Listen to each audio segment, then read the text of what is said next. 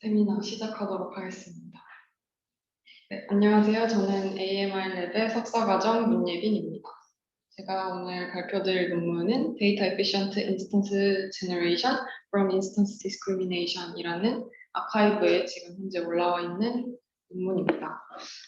이 논문을 그냥 간단하게 한 줄 정도로만 설명을 하고 시작을 하자면 기존에 이제 널리 알려진 제너레이티브 모델인 GAN을 auxiliary task로 인스턴스 디스크리미네이션을 추가로 수행을 해서 GAN의 성능을 올리고 또한 데이터 에피션시도 높인 그런 논문이라고 보시면 되겠습니다. 인트로덕션입니다. 우선은 GAN에 대해서 아주 짧게 설명을 하고 넘어가도록 하겠습니다. GAN은 이제 제너레이터와 디스크리미네이터로 구성이 되어 있죠. 제너레이터와 이 디스크리미네이터 두 개의 모델을 어드버서리얼하게 투 플레이어 게임으로 포뮬레이팅을 해서 학습을 하게 됩니다. 이렇게 학습이 이제 잘 진행이 되었다면은 제너레이터는 리얼 데이터의 디스트리뷰션을 학습하게 되고 그로 인해서 이제 제너레이트된 이미지의 퀄리티가 굉장히 실제와 비슷한 높은 퀄리티로 이미지를 생성해낼 수 있게 되고 디스크리미네이터는 인풋으로 들어온 이미지가 리얼인지 페이크인지를 잘 구분할 수 있게 됩니다. 그래서 이렇게 잘 학습이 된 이런 이퀄리브리엄 스테이트에 도달하기 위해서는 이 두 모델이 어느 하나만 학습이 되는 게 아니라 두 모델 다, 제너레이터와 디스크리미네이터 두 개 다 충분히 학습이 되어야 이 상태에 도달을 할 수 있습니다. 즉, 다시 말하면은 이제 이 제너레이터에서 생성되는 이 이미지의 퀄리티는 디스크리미네이터에 굉장히 크게 좌우된다라고도 볼 수가 있겠죠. 그래서 기존 바닐라 겐 같은 경우에는 아래와 같은 로스 펑션으로 학습이 되었었습니다. 하지만 이제 디스크리미네이터를 충분히 학습시키기 위해서 이제 굉장히 많은 양의 데이터로 학습을 시켜야 된다는 단점이 존재했습니다. 그냥 어떠한 제약 없이 그냥 트레이닝 데이터의 개수를 줄였을 때 이 트레이닝 셋을 그냥 디스크리미네이터가 통째로 외워버리는 그런 현상이 발생하게 되고 그로 인해서 제너레이터가 생성하는 이미지의 퀄리티가 낮아지는 문제점이 발생하고 또 그 다양성이 적어지는 모드 콜러스 문제가 발생하기도 했습니다.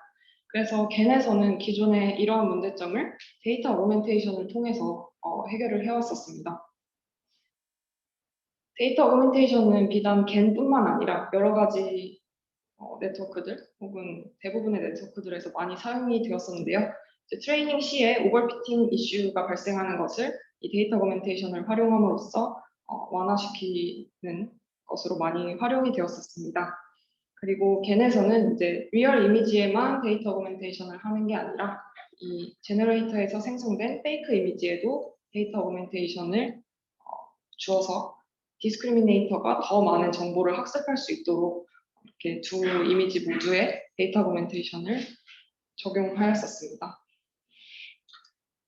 하지만 여전히 디스크리미네이터가 수행하고 있는 태스크는 이게 리얼인지 페이크인지 구분하는 바이너리 클래시피케이션입니다.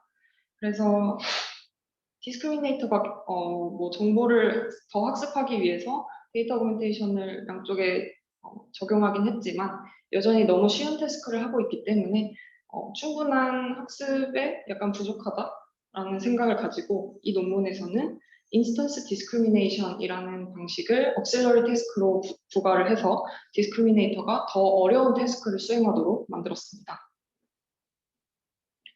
그래서 컨트리뷰션을 잠깐 정리를 하고 넘어가도록 하겠습니다. 이 논문에서는 데이터 에피션트한 인스턴스 제너레이션, 줄여서 인스젠이라는 것을 제안을 하였습니다. 앞서 말했듯이 트레이닝 시에 억실러리 태스크로 인스턴스 디스크리미네이션을 추가로 학습하는 것을 의미합니다. 그리고 기존의 데이터 어그멘테이션과 마찬가지로 이 인스턴스 디스크리미네이션을 리얼 이미지뿐만 아니라 페이크 이미지 도메인에서도 적용을 함으로써 디스크리미네이터의 성능도 향상시키고 제너레이터의 성능도 향상시켜서 생성된 이미지의 퀄리티와 다이버시티를 높였다라고 정의를 하고 있습니다. 그리고 역시 예상할 수 있듯이 기존의 다른 네트워크들보다 좋은 성능을 낼 수 있었다라고 컨트리뷰션을 정리하고 있습니다. 릴레이 워크입니다. 릴레이 워크에서는 이제 이 논문에서 가장 중요하게 사용된 인스턴스 디스크리미네이션이 무엇인가에 대해서 설명을 드리도록 하겠습니다.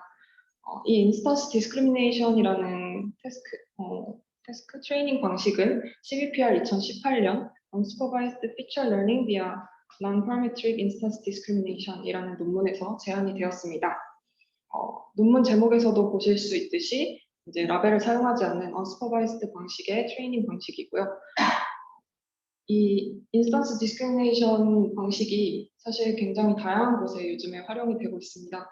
그래서 이번 기회에 이런 것이 있다라는 것을 알고 넘어가면 더 좋을 것 같습니다. 이 논문의 모티베이션을 먼저 살펴보도록 하겠습니다. 기존엔 일반적인 클래시피케이션 로스로 학습된 네트워크를 살펴봤을 때 이제 테스트 시에 레오파드 이미지를 쿼리 인풋 이미지로 주어졌을 때 클래시피케이션 리스폰스를 살펴보았습니다. 역시 레오파드가 이제 가장 높게 나왔고 그 후순위에 나온 것들을 살펴보니 우리가 트레이닝 시에 특별히 이런 어떤 비주얼적으로 비슷한 것들을 가깝게 혹은 그것의 리스폰스가 더 높게 나오는 그런 어떤 제약을 주지 않았음에도 불구하고 2, 3, 4, 이 후순위로 나온 것들이 레오파드와 유사한 제규어, 치타, 스노우 레오파드 이런 것들이 2, 3, 4번째로 나왔다라는 것입니다. 그리고 마지막 별로 유사하지 않다라는 이제 리스폰스를 보인 것들을 살펴보니까 라이프보트, 쇼핑카트, 북케이스 등 정말 비주얼적으로 좀 유사하지 않은 것들이 후순위에 이렇게 나타나는 것을 확인했습니다. 그래서 아까 말씀드렸다시피 이게 트레이닝 상황에서 어떠한 가이드라인 혹은 로스로 제약을 주지 않았음에도 불구하고 이러한 비주얼적으로 유사한 것들이 알아서 학습된다. 즉, apparent similarity는 어노테이션을 통해서 학습되는 것이 아니라 그냥 이 비주얼 데이터 그 자체로 학습이 된다라고 이제 이 논문에서는 모티베이션을 받았습니다. 그래서 이제 클래스 와이즈 슈퍼비전을 주던 것을 더 약간 극단화해서 인스턴스 와이즈로 주게 된다면은 기존의 이 클래스 간의 apparent similarity를 배웠던 것이 인스턴스 간의 apparent similarity를 배울 수 있지 않을까라는 것이 이 논문의 모티베이션입니다. 그래서 이제 인스턴스 디스크리미네이션이라는 방식은 기존에 이제 클래스별로 이렇게 학습을 했던 것을 인스턴스 각각이 하나의 클래스다라고 생각을 하고 클래시피케이션을 한다고 생각하시면 되겠습니다. 그래서 굉장히 많은 수의 클래스를 클래시피케이션 한다? 인스턴스별로 그렇게 생각을 하시면 될 것 같습니다. 그래서 보시면은 네. 인스턴스라는 게 이미지 하나하나가 네, 맞습니다. 이미지 한 장 한 장을 인스턴스라고 읽었습니다. 그래서 이제 기존에는 클래스끼리만 이제 구별하는 게 됐다면 이번에는 그 레오파드라는 클래스 안에서 1번 이미지와 2번 이미지가 다름을 학습하는 것이죠. 그래서 조금 더 자세히 살펴보자면 이제 이미지를 기존의 어떤 CNN 백본에 넣어서 피처를 뽑게 되고 이거를 128디멘전 로우 디멘전으로 프로젝션하게 됩니다. 그리고 이 벡터를 엘트놈으로 노멀라이즈 시킨 것을 이제 V라고 보고요. 여기에서 이 V를 가지고 non-parametric softmax를 사용을 해서 클래시파잉을 하게 됩니다. 좀 지오메트릭하게 생각을 해보자면 이런 128디멘전짜리 유니스피어가 있을 때 그 각각의 인스턴스들을 하나의 벡터로 표현을 하고 그 벡터들끼리 겹치지 않게 서로 이 디멘전 안에서 적절히 좀 거리를 유지한 채로 배치가 될 수 있도록 학습을 한다고 생각하시면 될 것 같습니다. 그래서 기존의 이 파라메트릭 클래시파이어, 그러니까 우리가 일반적으로 알고 있는 클래시피케이션을 보면은 이제 웨이트 매트릭스를 활용해서 클래시파잉을 하게 되죠. 근데 이 non-parametric 클래시파이어 같은 경우에는 이 웨이트 매트릭스를 사용하지 않고 그냥 벡터 그 자체를 사용을 하게 됩니다. 왜냐하면은 이 웨이트 매트릭스에는 어떤 클래스 정보가 담겨 있다라고 해서 그 웨이트 매트릭스를 사용하게 되면 인스턴스들 간에 구별하는 것에 방해를 받을 수 있다라고 해서 여기에서는 벡터를 대신해서 사용을 하게 됩니다. 그래서 이 클래시파이어를 이렇게 계산한 probability를 가지고 오브젝티브 네거티브 로그를 취해서 오브젝티브를 설정해서 학습을 진행하게 됩니다. 근데 여기 살펴보시면은 이 한 개의 인스턴스에 대한 probability를 계산하는데 컴플렉시티가 5의 n이 되게 됩니다. 여기서 n은 인스턴스의 개수를 의미하는데요. 기존의 클래스의 개수의 n이었던 것이 인스턴스 개수로 엄청나게 늘어나게 되면서 이제 연산량이 하나를 계산하는데 너무 늘어나게 되죠. 그래서 이러한 부분을 좀 해결하고자 Noise Contrastive Estimation이라는 NC 로스를 활용을 하게 됩니다. 이 Noise Contrastive Estimation은 기존에 이렇게 멀티 클래스 클래시피케이션을 이게 데이터인지 혹은 노이즈인지 구별하는 바이너리 클래시피케이션으로 치환을 해서 학습을 한다고 보시면 되겠습니다.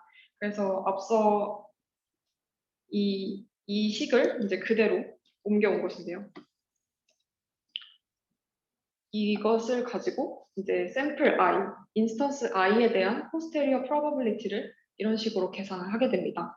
그래서 이제 데이터와 노이즈 그 두 개 간의 바이너리 클래시피케이션을 한다고 설명을 드렸는데 이 노이즈 디스트리뷰션은 유니폼 디스트리뷰션으로 가정을 하게 되고 그리고 노이즈 샘플이 데이터 샘플보다 n배 더 많이 뽑힌다라고 가정을 하고 이런 식으로 포스테리어 프로버빌리티를 설정을 하게 됩니다.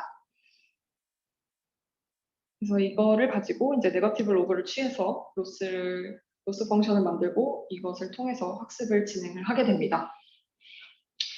하지만 여전히 이 앞에 이 Z 부분, 그러니까 굉장히 컴플렉시티가 올라갔던 이 부분은 해결이 되지 않았는데요.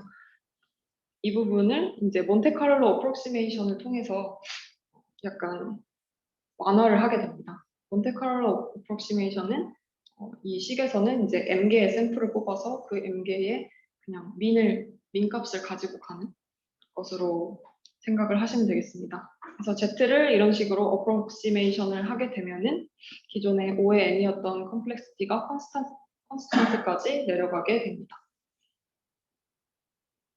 그래서 지금까지 인스턴스 디스크리미네이션이 무엇인가에 대해서 살펴봤고요. 이를 활용한 인스턴스 제너레이션에 대해서 살펴보도록 하겠습니다. 우선은 이제 여기에서 사용되는 어떤 정의를 먼저 보고 가도록 하겠습니다.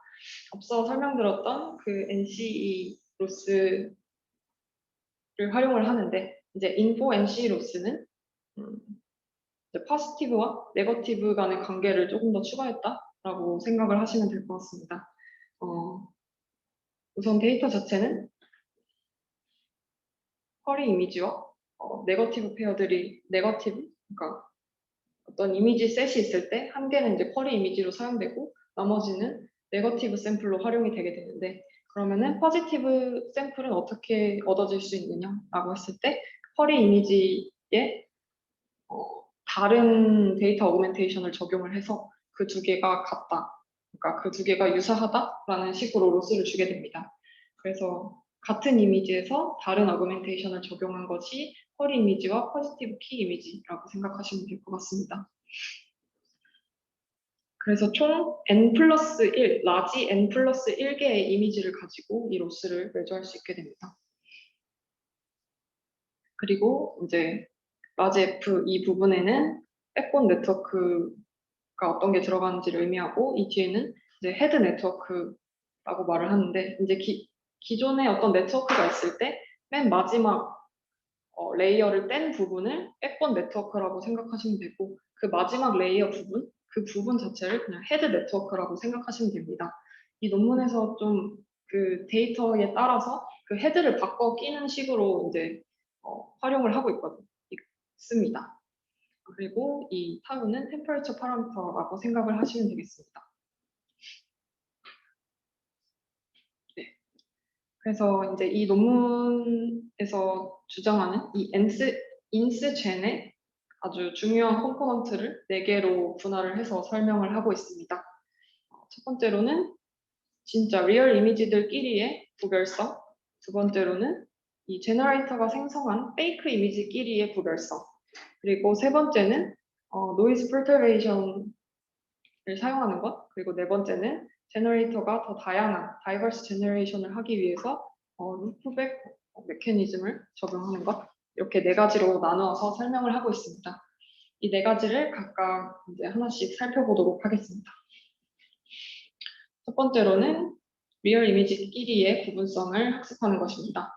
우선 이 디스크리미너 이제 겐을 학습할 때 두 스테이지로 학습을 하게 되잖아요. 어드버서리얼하게. 그래서 디스크리미네이터를 학습할 때 이제 로스 텀을 추가를 하게 됩니다.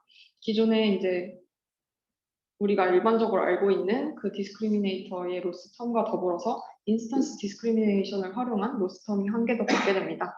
여기서는 이제 기존에 그 바이너리 클래시피케이션을 하던 그 헤드를 하이 도메인이라고 읽었고, 여기서 이 리얼 데이터 간의 인스턴스 디스크리미네이션을 하기 위해서 사용한 헤드를 하이 R이라고 명명을 했습니다.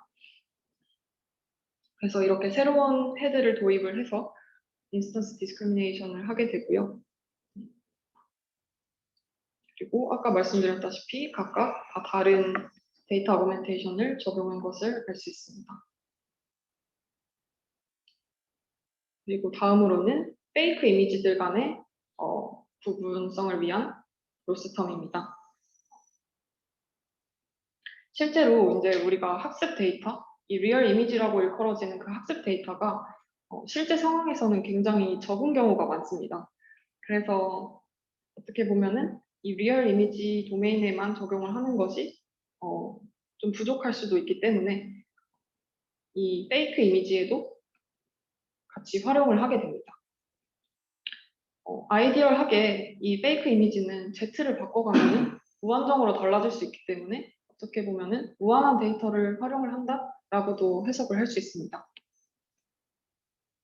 그래서 여기서도 또 다른 이제 헤드를 도입을 해서 인스턴스 디스크리미네이션을 학습을 하게 됩니다. 이렇게 각각 다른 헤드를 활용하는 이유는 우리가 아무리 학습을 잘 했다고 해도 우리가 생성한 그 데이터들의 디스트리뷰션과 진짜 실제 이미지들의 데이터 디스트리뷰션이 차이가 그래도 있기 때문에 그것들을 이렇게 합쳐서 하기보다는 각각 따로따로 한다고 이 논문에서는 말을 하고 있습니다. 다음으로는 노이즈 퍼터베이션 방법입니다. 기존에 이제 DCGAN이라는 논문에서 이러한 결과로 어떤 레이턴트 스페이스는 굉장히 스무스하게 이루어져 있다라는 식을 이제 비주얼라이즈를 통해서 설명을 했었는데요. 여기 보시면 이제 Z를 조금씩 변해 갔을 때 이제 이미지가 굉장히 스무스하게 변하게 되고 각각의 이제 어느 정도의 구분성이 있는 하지만 스무스한 그런 이미지들이 쭈루룩 제너레이션 된다. 그러니까 즉 어떤 레이턴트 스페이스 내에서 그 근처에 있는 것들끼리는 굉장히 유사하다? 그들끼리 유사하다라고 해석을 할 수 있겠죠. 그래서 어떤 노이즈 퍼터베이션, 아주 작은 노이즈 퍼터베이션을 줬을 때 그거끼리는 포지티브라고 보는 것이 더 알맞다라는 것을 이 논문을 근거로 주장을 하고 있습니다. 그래서 이제 앞서 설명드렸던 이 텀에다가 이 노이즈 텀을 추가를 하게 됩니다. 하지만 노이즈를 추가했지만 여전히 포지티브 이미지로 이제 생각을 해서 계산을 하고 있습니다. 그래서 이렇게 퍼터베이션을 줌으로써 어떤 작은 그런 노이즈에는 인베리언트하게 디스크리미네이터를 학습하되 포지티브 페어로 분류를 했기 때문에 그들 간의 시멘틱한 어떤 유사성이 있다라고 볼 수 있는 거죠. 그러니까 노이즈를 줘서 어떤 굉장히 작은 간격을 줬지만 그들 간의 어떤 구별성은 뚜렷해지지만 더불어서 비주얼적으로 유사한 거는 그대로 유지한다. 포지티브이기 때문에 말이 잘 안 나오는데 아무튼 그런 식으로 이해를 하시면 되겠습니다. 다음으로는 마지막으로 다이버스 제너레이션을 위한 텀인데요. 근데 기존에는 디스크리미네이터에만 이제 로스를 추가를 했었는데 여기에서는 제너레이터를 위한 로스 텀을 추가를 하게 됩니다. 이 제너레이터가 다이버스하게 제너레이트 한다라는 것을 생각해 봤을 때 어떤 다른 Z들로 생성된 이미지가 그 각각이 또 다 서로 달라야 된다라고 생각을 할 수가 있겠죠. 그래서 이렇게 생성된 그 이미지들이 서로 다 다르다라는 거를 이제 이 CGF 로스로 주게 됩니다. 그래서 이 어떤 다이버스 제너레이션이라는 목표가 어떻게 보면 인스턴스 디스크리미네이션이 추구하고자 하는 바와 동일하다라고 이 논문 저자들은 말을 하고 있습니다.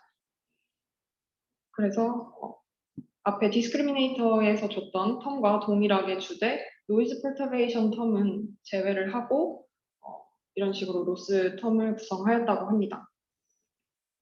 그래서 앞서 설명드린 이러한 로스 텀들을 적당한 웨이트들과 함께 학습에 활용을 하였다고 하였습니다. 혹시 여기까지 질문이 있으신가요? 내용에 대해서 이해가 잘 안 되시는 부분? 없으시면 실험으로 넘어가도록 하겠습니다. 우선은 임플리멘테이션 디테일부터 살펴보도록 하겠습니다. 여기서 모델은 스타일겐2의 어댑테이션 버전을 활용을 하였고요. 여기서 이 논문에서 사용되었던 모든 어그멘테이션 방법들을 동일하게 사용을 하였다라고 말을 하고 있습니다. 그리고 데이터셋은 FFHQ라는 이제 사람 얼굴에 대한 굉장히 하이 퀄리티의 이미지를 활용하고 있습니다. 여기는 이제 7만 개의 굉장히 높은 레졸루션의 이미지들을 포함하고 있는데 여기서는 이제 기존 논문과 페어 컴패리전을 위해서 256 by 256으로 이미지를 리사이즈한 채로 학습을 하였다고 설명을 하고 있습니다. 그리고 다음으로는 AFHQ라는 Animal Face HQ 데이터셋도 활용을 하였습니다. 여기에는 이제 크게 도그, 캣, 와일드라이프 이렇게 세 가지의 카테고리가 존재를 하는데요. 이 각각 카테고리마다 약 5,000개 정도의 이미지들이 포함되어 있습니다. 그리고 레졸루션은 512 by 512 이것도 역시 굉장히 하이 레졸루션을 가지고 있습니다. 이 데이터셋을 테스트 혹은 학습할 때는 이제 각각의 카테고리별로 학습을 하고 테스트를 진행하였다고 하였습니다. 그리고 매트릭은 FID 스코어를 활용을 했습니다. 다른 스코어 없이 여기서 설명되고 있는 모든 수치들은 FID 스코어를 따랐다고 보시면 됩니다. 퀀티테이티브 리절트부터 보고 가시겠습니다. 여기서 이제 이 이미지 개수는 2K, 10K, 140K를 사용했는데요. 이 140K는 70K의 샘플을 사용을 하되 그것을 호리젠탈 플립으로 더블 시켜서 개수가 140개라고 적은 것이고요. 그리고 여기서 보시는 이 별표는 이것도 호리젠탈 플립을 통해서 2배로 앰플리파이 된 데이터셋을 활용했다.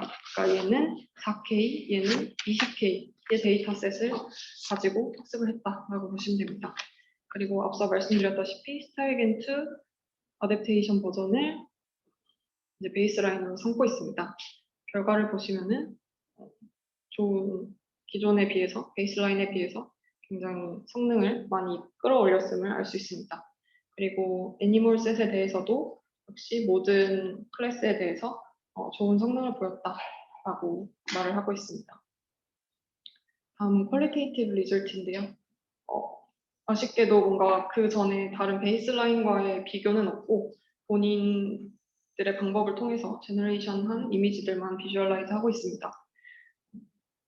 보시면은 정말 엄청난 퀄리티로 이미지들이 제너레이션 된 것을 알 수 있습니다.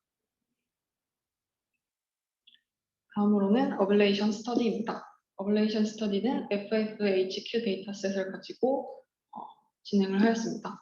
그리고 여기에서 보시는 바닐라 CDF는 노이즈 퍼터베이션이 없는 페이크 인스턴스 디스크리미네이션 로스 텀이라고 생각을 하시면 되겠습니다. 우선은 첫 번째로 인스턴스 디스크리미네이션을 적용하는 것에 대한 그 중요성을 살펴보기 위해서 이 빨간색 네모 박스를 보시면은 이제 CDR 텀이 추가가 되었죠. 리얼 도메인에서 인스턴스 디스크리미네이션을 수행을 한 것인데요. 보시면은 굉장히 많은 성능을 끌어올렸고 이를 통해서 이런 챌린징한 프리테스트 태스크를 도입을 함으로써 굉장히 디스크리미네이터를 잘 학습시킬 수 있었다라는 것을 증명하고 있습니다. 그리고 다음으로는 이제 페이크 도메인에서도 인스턴스 디스크리미네이션을 수행을 했을 때 역시 적은 이미지, 이 리얼 이미지가 적으면 적을수록 더 개인이 많다라는 것을 이제 확인을 할 수 있었는데요. 어떻게 보면은 이제 이미 리얼 이미지가 충분할 때 페이크 이미지를 도입하는 것은 뭐 도움이 별로 되지 않을 수 있으나 이미지 개수가 적을 때 어떤 이제 페이크 이미지들을 무한한 데이터 소스로 생각을 하고 그것을 활용을 할 수 있다라는 것을 보여줬다고 생각할 수 있을 것 같습니다. 그리고 다음으로는 노이즈 퍼터베이션이 얼마나 중요한가에 대해서 확인을 할 수 있는 건데요. 이제 바닐라 CDF에서 노이즈 텀을 추가한 것과 비교를 했을 때도 또 엄청난 게인을 가지고 왔습니다. 그래서 아까도 말씀드렸다시피 그 노이즈를 조금 줌으로써 그 작은 변화에도 굉장히 그들 간의 구분을 잘 하게 됐지만 여전히 시멘틱한 컨시스턴시는 유지를 했다라고 해석을 합니다. 그래서 노이즈 퍼터베이션에는 인베리언트 한 그런 디스크리미네이터를 학습을 했다라고 볼 수 있습니다. 그리고 굉장히 페이크 이미지들을 잘 활용을 했다라고도 또 볼 수 있을 것 같습니다. 마지막으로는 이제 제너레이터 쪽에 인스턴스 디스크리미네이션을 활용을 했을 때입니다. 보시면은 이제 기존 로스 같은 경우에는 제너레이터는 픽스가 되어 있고 디스크리미네이터만 학습을 하는 것이기 때문에 그레디언트가 제너레이터에 들어가지 않았는데 이 로스 텀을 통해서 제너레이터에 들어가는 그 그레디언트의 중요성을 엿볼 수 있을 것 같습니다. 그래서 이를 통해서 이제 또 스코어를 낮췄기 때문에 FID 스코어는 낮을수록 좋은 것이니까 낮췄기 때문에 굉장히 다이버스한 제너레이션을 할 수 있었다. 이 인스턴스 디스크리미네이션을 제너레이터 파트에서도 함으로써 성능을 끌어올렸다라고 해석을 할 수 있습니다. 다음으로는 이제 페이크 이미지에 인스턴스 디스크리미네이션을 하는데 그 페이크 이미지들을 얼마나 몇 장을 사용하는가에 따른 FID 스코어를 비교를 했습니다. 보시면은 이제 페이크 이미지를 많이 사용할수록 FID 스코어가 더 낮아지는 것을 볼 수 있습니다. 그리고 앞선 어블레이션 스터디에서도 봤듯이 트레이닝 데이터가 더 적을수록 이 페이크 이미지를 활용하는 것에 더 베네핏을 볼 수 있다라고 생각을 할 수 있습니다. 그리고 다음으로는 디스크리미네이터의 성능을 이제 또 그래프로 나타냈습니다. 보시면은 이제 로짓을 그래프로 표현을 한 것인데요. 이 로짓은 이 이미지가 인풋으로 들어온 이미지가 얼마나 리얼 이미지에 가까운가를 이제 수치로 표현을 한 것인데요. 높으면 높을수록 리얼에 가까운 것이고 낮으면 낮을수록 페이크로 더 잘 판별을 했다라고 볼 수 있습니다. 보시면은 이제 기존 이제 베이스라인으로 설정했던 부분이 이 노란색과 초록색이고 이 논문에서 제안한 방법으로 학습된 것이 이 빨간색과 파란색입니다. 보시면은 이 바이 클래시피케이션 태스크도 기존에 디스크리미네이터가 수행했던 바이 클래시피케이션 태스크도 베이스라인에 비해서 더 명확하게 구분을 할 수 있게 됐다. 그리고 여기 보시면은 굉장히 학습도 기존에 이렇게 튀는 것들이 좀 있었는데 이 본인들이 제안한 방법은 더 스테이블하게 학습을 할 수 있었다라고 말을 하고 있습니다. 그리고 이제 데이터 에피션트한 방법이라고 했는데 도대체 몇 개의 이미지, 얼마나 데이터를 줄여서 학습을 할 수 있는가에 대해서 또 실험을 해보았는데요. 똑같이 스타일 겐2를 베이스라인 모델로 사용을 했고 256 by 256 이미지로 제너레이션을 한 결과를 가지고 테스트 결과를 리포트했습니다. 보시면은 이제 1000개에서 100개까지 낮춰가면서 이미지의 개수를 낮춰가면서 학습을 진행을 해보았는데요. 이제 기존의 PA 겐과 비교를 해봤을 때 100개의 이미지만을 활용해서도 이 성능을 낼 수 있었고, 그리고 베이스라인 스타일 겐과 비교했을 때는 500개의 이미지만으로도 더 낮은, 그러니까 더 좋은 성능을 낼 수 있었다. 그래서 20배 정도의 데이터 에피션시를 얻을 수 있었다라고 말을 하고 있습니다. 그리고 그것을 통해서 이제 제너레이션 된 것을 비주얼라이즈 한 모습인데요. 보시면은 약간 퀄리티는 조금 낮지만 그래도 굉장히 적은 데이터로 트레이닝 했음에도 불구하고 모드 콜랩싱 프로블럼이 나타나지 않고 나름 준수한 퀄리티의 이미지를 생성할 수 있었다라고 말을 하고 있습니다. 약간 이상한 부분이 있긴 하지만 제가 보기에도 그래도 꽤 괜찮은 퀄리티, 100개에서 1000개 사이에 아주 적은 데이터를 활용했다는 것을 감안하면은 괜찮은 성능으로 제너레이션을 한 것 같다라는 생각이 듭니다. 컨클루전입니다. 이 논문에서는 데이터 에피션트한 인스턴스 제너레이션 방법인 인스젠을 제안을 하였습니다.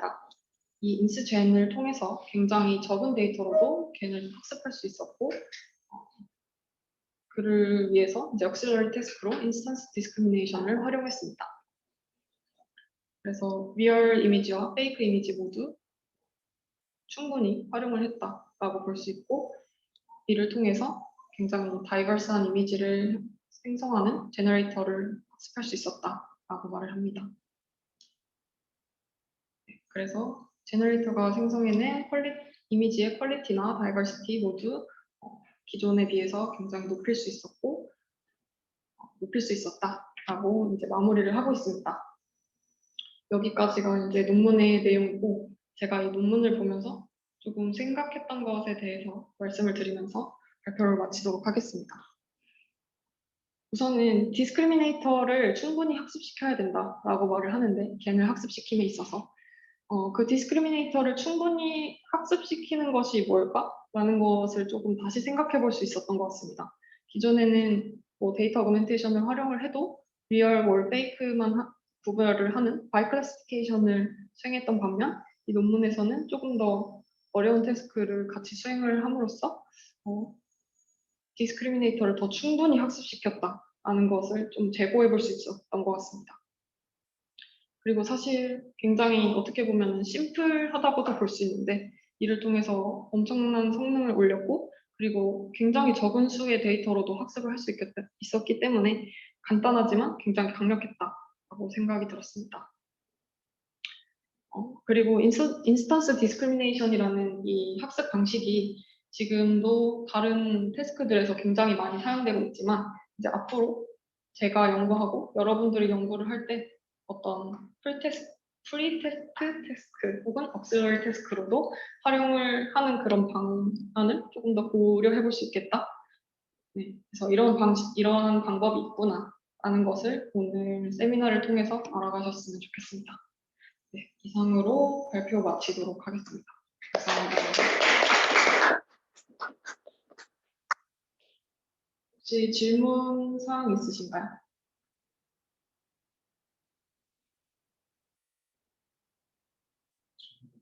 네. 정할 수 있는데 네. 일단은 그 제너레이터의 포텐셜이 있었는데 디스크리미네이터가 그만큼 안 따라주는 얘가 신경 자체가 디스크리미네이터를 더 파워풀하게 키우니까 제너레이터도 리얼리스틱한 퓨 샘플을 가지고 만들어낸 거잖아요. 결국 디스크리미네이터에 좀 어느 정도 디펜던트하게 제너레이터가 키워진 것 같은데 요즘 보면은 테이밍 트랜스포머도 그렇고 겐 구조가 아닌데 디스크리미네이터를 사용하는 것 같긴 한데 그렇다면 이 디스크리미네이터를 그냥 겐뿐만이 아니라 다른 제너럴한 제너레이티브 모델에도 넣는 게 도움이 될 것 같아요. 질문이 뭐냐면 이제 네. 이 겐뿐만 아니라 다른 데서 활용되는 어떤 제너레이티브한 모델에 이 이러한 방식으로 그러니까 인스턴스 디스크리미네이션을 도입한 디스크리미네이터를 사용하는 것이 도움이 될까? 라는 것이 질문인가요? 네, 사실 그 인스턴스 그 디스크리미네이터뿐만이 아니라 그것도 있으면 좋은데 그 디스크리미네이터 자체를 겐뿐만이 아니라 다른 데 사용하는 게 약간 좀 제너럴하게 좋을지 제너럴하게 좋으면은 뭐 안 사용할 필요는 없잖아요. 제가 그거에 대해서 어떻게 생각하기에는 사실 이제 모든 어떤 피처 베이스의 어떤 그런 러닝들, 태스크들을 생각을 해보면은 이 인스턴스 디스크리미네이터가 해주는 역할이 제가 아까 그 지오메트릭하게 그 설명을 드렸듯이 그 피처들 간의 어떻게 보면 구분성, 서로 그 간격을 벌려준다라고도 생각을 할 수가 있는데 사실은 대부분의 어떤 이런 피처 베이스의 태스크들은 이런 부분이 당연히 중요하다라고 저는 생각을 하고 있습니다. 왜냐면은 다른 소스로부터 나온 피처가 서로 같아버리면은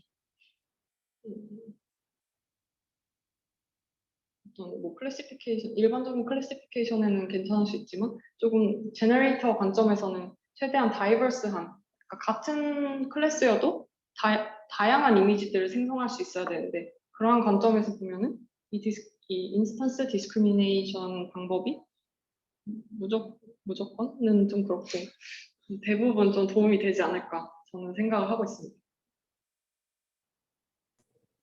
저 학부생 이주영인데요. 말씀 들리시나요? 네네네. 질문하시면 됩니다. 방금 그 디스크리미네이터를 그냥 일반적인 다른 제너레이티브 모델에는 활용할 수 없나 이렇게 질문 김성빈 네네. 선배가 하신 것 같은데 제가 알기로는 애드버서리얼 오토인코더라는 모델이 있어가지고 그 VA 모델이랑 겐 모델이랑 딱 이렇게 합친 그런 모델이 있는 걸로 알고 있어요. 저도 정확하게 맞습니다. 그거를 본 건 아닌데 그런 식의 접근은 있었던 걸로 알고 있습니다. 감사합니다. 아까 애드벌서리얼 뭐라 그러셨어요? VA. VA. 애드버서리얼 오토인코더 AAE 모델입니다. 그리고 질문 있었는데요. 그 제네레이터를 그 제네레이터의 인스턴스 디스크리미네이션을 쓴다는 게 방금 그 어떤 구 모양의 그 벡터로 표현하셨던 거 있잖아요. 네. 거기서 이제 서로 다른 방향으로 가리키는 그 노이즈들이 뭔가 나중에 이미지가 됐을 때 더 많이 다르게끔 이렇게 모델링을 한 거라고 보면 되는 건가요? 음,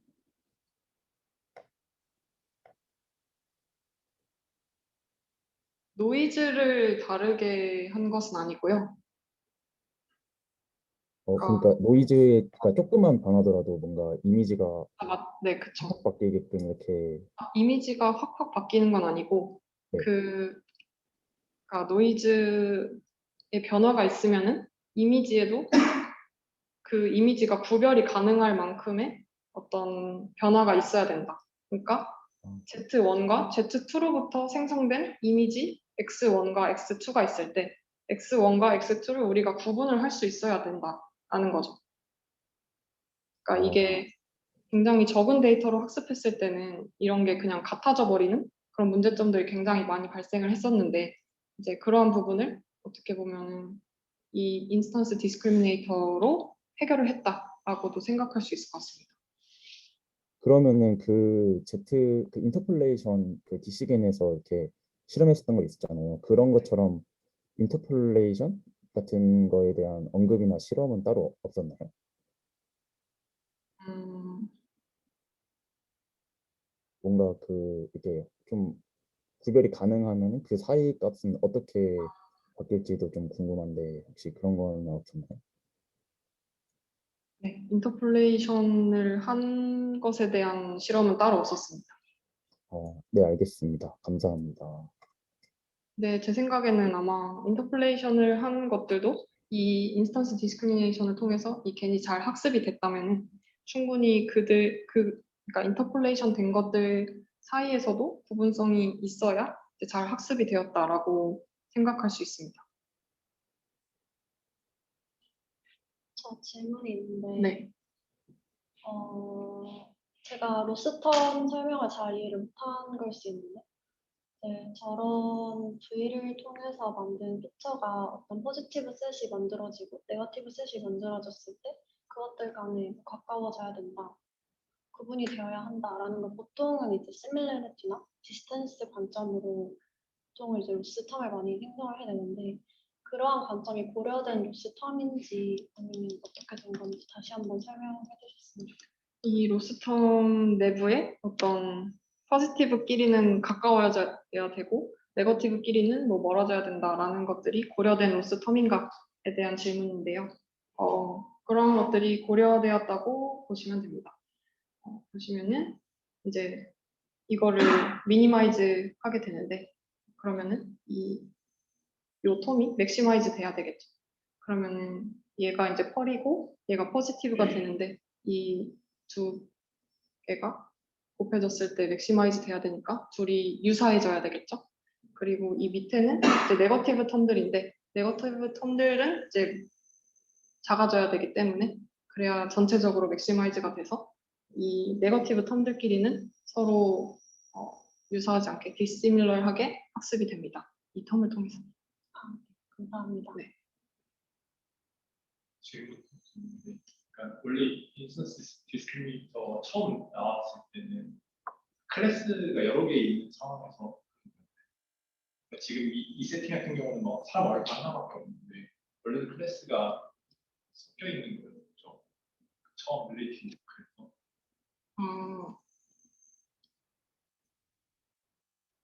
이 클래스를 아마 그냥 뭐 미니 이미지네? 뭐 이런 거에서 했던 걸로 기억이 납니다.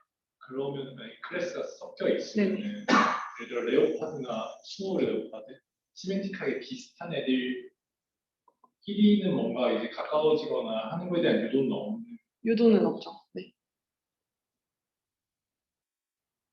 여기 저 사진에 WPG 해서 애들이 비슷하게 지금 시키는 자기 자신에 들어가서 해서 뭔가 특정한 게 아니고 그래서 표본 같은 경우에 표본 분리된 거 들어가서 애들끼리의 이제 분리가 비슷해져야 된다 그렇게 이제 질문이 데이터 어그멘테이션을 통해서 그러니까 동일한 이미지에 다른 데이터 어그멘테이션을 한 것끼리 같아야 된다라는 식으로 이제 이쪽 부분을 설계해야 되는 것이 아니냐라는 질문이셨는데요. 이 논문에서는 그러니까 이 2018년도 CBPR 논문에서는 그런 말은 없었는데 이제 후속 연구들에서 이 인스턴스 디스크리미네이션에서 그러한 데이터 어그멘테이션 방법을 사용하는 것이 매우 중요하다라는 어떤 조사를 하고 성능을 보고한 그런 페이퍼들이 굉장히 많이 나왔습니다. 그래서 제가 오늘 소개한 이 논문에서도 보시면은 이제 이미지들의 다 데이터 어그멘테이션을 적용을 하고 있습니다. 네. 참학생 관대 쓰는데요. 그 파지티브 이미지는 뭐가 비슷한 거 구한다고 했을 때 좀 이해가 갔는데 네거티브 같은 경우에는 이게 반대에 있는지에 대해서 어떻게 컴퓨터가 계산을 하는지가 좀 궁금한데.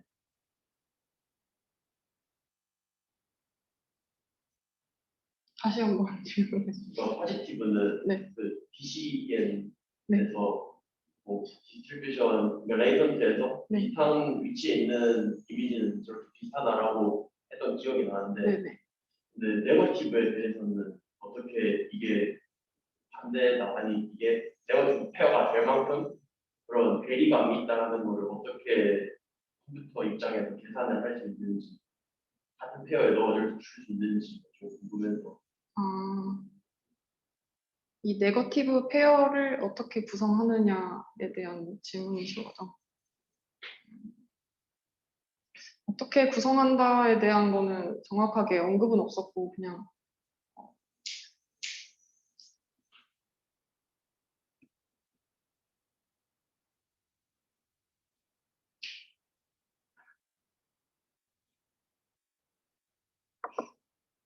그러니까 보시면은 이제 네거티브라는 게 어떤 이 포지티브 페어는 동일한 이미지인데 다른 어그멘테이션을 적용한 거예요. 그래서 사실은 포지티브 페어가 자기 자신이라고도 볼 수 있는 거고 네거티브 페어는 자신이 아닌 다른 이미지들을 다 네거티브로 보는 겁니다. 그래서 거기에 이제 뭐 어그멘테이션도 또 다른 것들로 막 적용이 되게 되고 그래서 그냥 내가 아니면 네거티브다. 저 이해를 좀. 네. 그래서 그냥 네.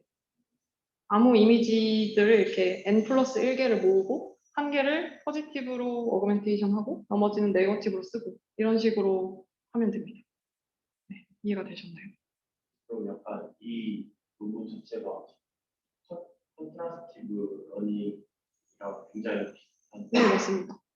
이 인스턴스 디스크리미네이션 자체가 원래 컨트라스티브 러닝에서 거기서부터 시작이 된 거라고 보실 수 있습니다. 또 질문 있으신가요? 이게 맨 처음에 디렉터 NC 응. 그때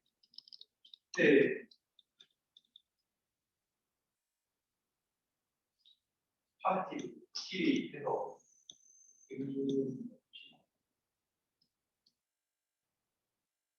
어그멘테이션 이제 파티 그대로 썼을 때 훨씬 더 맛있을 때 이게 어차피 자기 자신끼리 그냥 똑같은 이미지여서 자기 자신끼리 그냥 머리 아닌 네거티브만 먹는 거. 우선 네거티브를 그러니까 내가 아닌 것들을 멀리한다. 그 네거티브를 활용하는 것은 동일하다고 볼 수 있는데 포지티브는 딱히 어떤 어그멘테이션을 통해서 하는 건 아니고 이제 에포크가 있잖아요. 그 에포크가 돌아가면서 그 전에 학습되었던 모든 피처 벡터들이 이 메모리 뱅크에 저장이 되게 됩니다. 그래서 그러니까 T-1 에포크 때 학습됐던 것들이 여기 저장돼 있고 지금 현재 T 스텝에서 하고 있는 것들은 이제 여기 나오게 돼서 이것과 그 전에 학습되었던 것들 사이에 이렇게 포지티브, 네거티브로 학습을 한다라고 보실 수 있죠.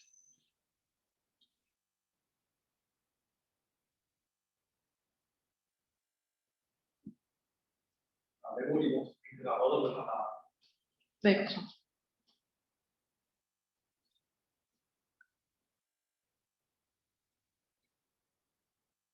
또 질문 있으신가요?